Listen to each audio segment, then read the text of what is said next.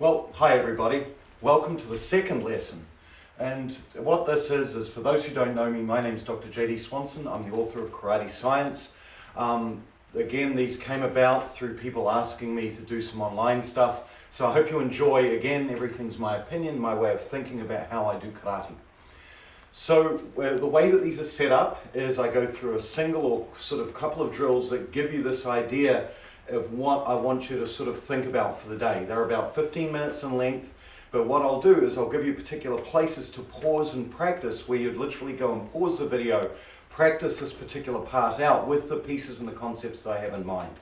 So with that, let's get started. Hey, so our first drill carries on a little bit from what we did yesterday.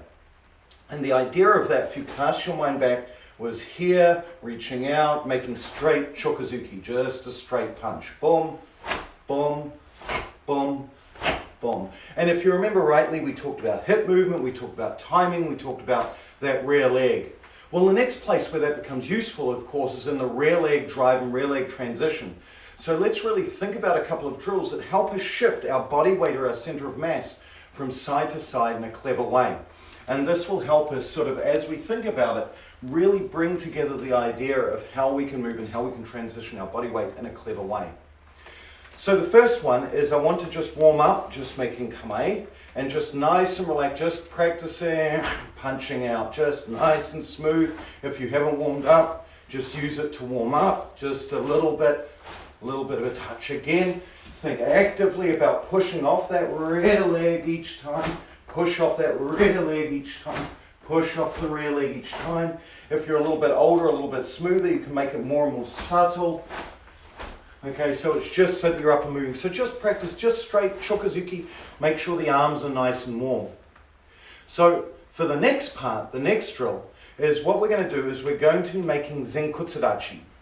And what we're going to do is we're going to do this as a straight transitioning on the spot. So my feet are going to be effectively glued to the floor for this particular case. So what we're going to do, we're going to start out, make your kamae, and from here step out in a straight line. So my heels are effectively in line on this position. So from here, just punch out almost kazamazuki. If I change nothing else but my body, look what happens. Just but my feet. I'm in kazamazuki. As far as my upper body is concerned, I'm in this position. So just have that just to the side. We're going to talk about a variation as we move on, but just putting it here for now. So think about here, again, same position. If I just switch my feet, everything's the same. So this chest, body, back connection is the same. From here, you're simply going to switch and push. Push across, push across, push across, push across. Again, don't squeeze the hips all the way around. We're going to talk about how to do that in a second. So from here, just allow just this nice, natural switch. Nice, natural switch. Pay attention to your legs, right? If you can, just rotate on your heels. Boom, boom, boom. This kind of feeling. So allow your feet, boom, to switch, to switch. So allow here, nice, relaxed. Push, push, push. Good. Try not to lift and bounce. Try here, here. So as you move, what I want you to think about is transferring this bend in this leg to make that bend in this leg. So all you're doing is transferring the weight from this leg to this leg, to this leg, to this leg. So imagine if you cast your mind back to high school or middle school geometry, 180 degrees in the triangle, you don't want to lose any degrees in that triangle. So you're simply transferring, if you're here at about 80, 75 degrees, you transfer that 75 degrees evenly to the other knee. So again, just switching here, click, here, click, here, click. So use this big push here and use the hip to transition quickly, to transition quickly. And if you notice, if I grab, say, this pen, what I can do is I can put this right over my body center here, and if you notice when I transition, my body center has clearly moved in this direction. My body center has clearly moved back in this position. Does that make sense? So don't worry so much about squeezing the hip tight. Really think about the hip transferring from leg to leg. Again, maintain basic kazamazuki. As far as my upper body, my hips are concerned, they're all in the same position. So I'd like you to practice that for a little while. So once you've done that, now what I want you to think about is let's transition it now to the full Shomen way.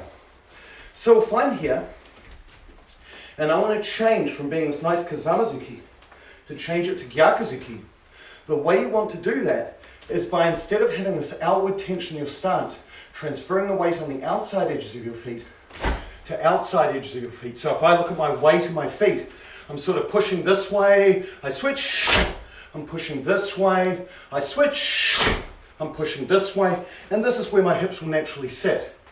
If I want to keep my feet in line and make shomen, what I need to do is I need to transfer the weight from the outside edges. And when I'm saying inside and outside tension, I'm not talking about pushing. No. I'm talking about this nice, just slight pressure on the outside edges of my feet. If I push too hard, it's going to stiffen my hips up. No. It's just there. I can feel where my body weight sits. From there, what I'm going to do is, if I want to go into shomen, I can either try pushing all the way around, but it just doesn't quite work. If my feet were shoulder width apart, they easily go into shomen by simply pushing. Instead, what I want you to do is I want you to transition the weight to the balls of your feet and squeeze here. So as I go, I'm going to expand, I'm going to push and then squeeze to make that. So my feet literally will go here on the balls, push and squeeze as I make that transfer. So as I'm here, I'm on the balls of my feet, I've got this inside tension which makes my hips round to shomen. Again, this is only when my feet are in line. I then open and then squeeze. I open, squeeze, open, squeeze, open, squeeze, open, squeeze, open, squeeze. So I've got that nice sort of feeling. Again, my body is shifting left to right, left to right, left to right. And I'm allowing that to just continue to ride on. So what I'd like you to do is practice that for a while. So we have three separate drills so far. Straight punching to warm up.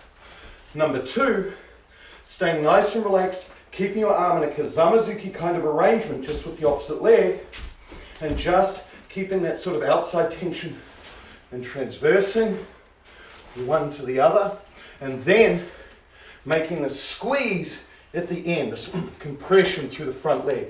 Compress, compress, squeeze. I remember Yaguchi sensei talking about this at summer camp once, where he was talking about this inside tension. A lot of people in the room were having trouble making this particular position with their heels in line. If I stand on a line, he was all the way around, and make this motion was how he sort of described it. And it was that understanding.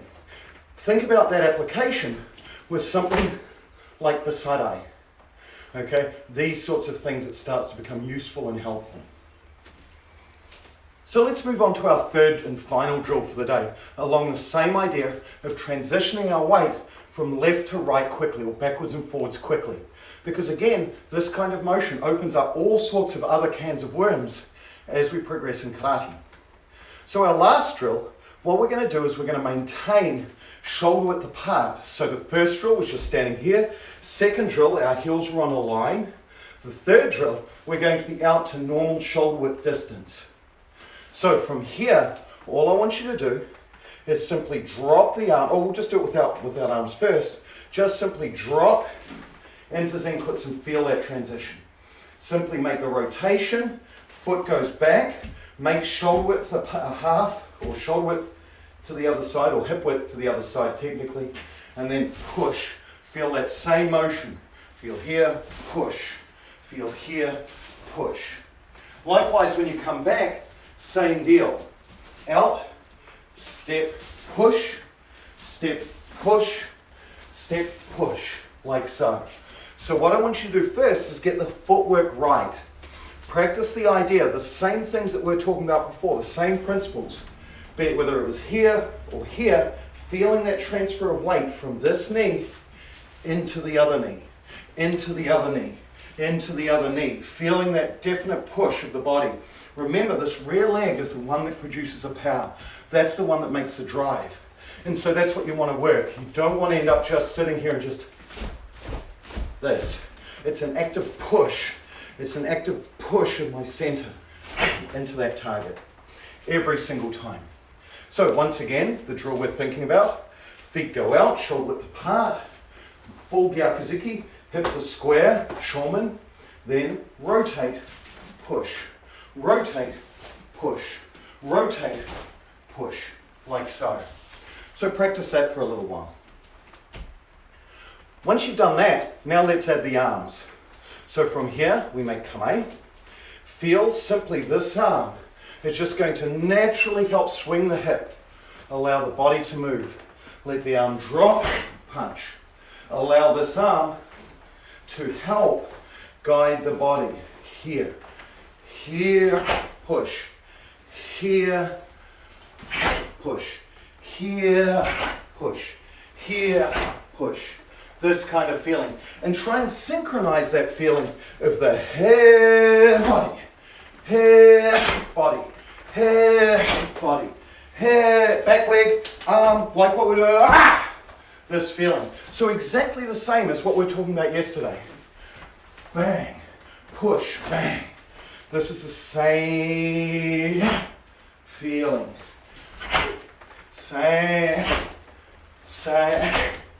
Same feeling of getting that rotation and that push of your body left to right.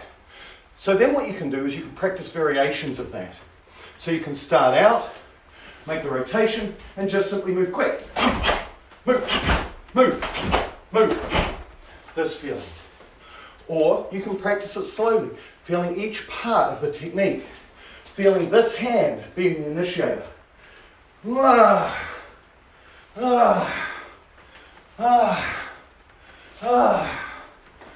Okay, try those variations. Alternatively, if you're incredibly bored, you can add block punch.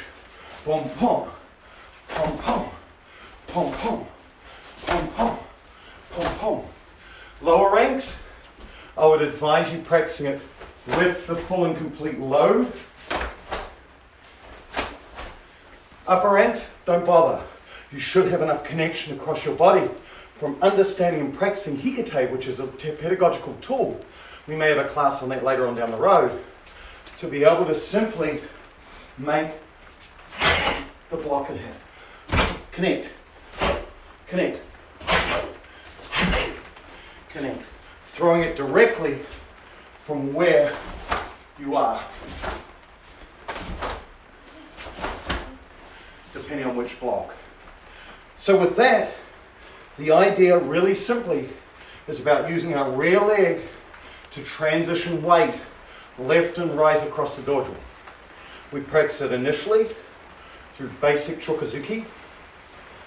Then from there, we practiced it just from a relaxed kazamazuki position but with the other arm, and really thought about our hips and legs shifting, shifting, shifting, making sure that we're turning on the right parts of our feet. If we turn on the balls of our feet, our body weight goes backwards, which can be useful sometimes. But for today, thinking in. Then we thought about the way that we transition weight in our feet, made inside to get our hips all the way around, push out, in, to make that full shaman. Then we thought about it with the step, both and all variations of that. So with that, I'll end here for the class, but just a quick shout out, some very good friends of mine, Debbie and Greg Hoplamazian, are doing a wonderful series right now called Karate Training. There should be a link in the bottom in the description below. Do check it out. As others get these up online, I'll also do shout outs to them as well. So with that, thanks very much. I hope you enjoyed today's lesson. I'll try and get one up for tomorrow. So with that, have an awesome day. Talk to you soon. Bye. Wus.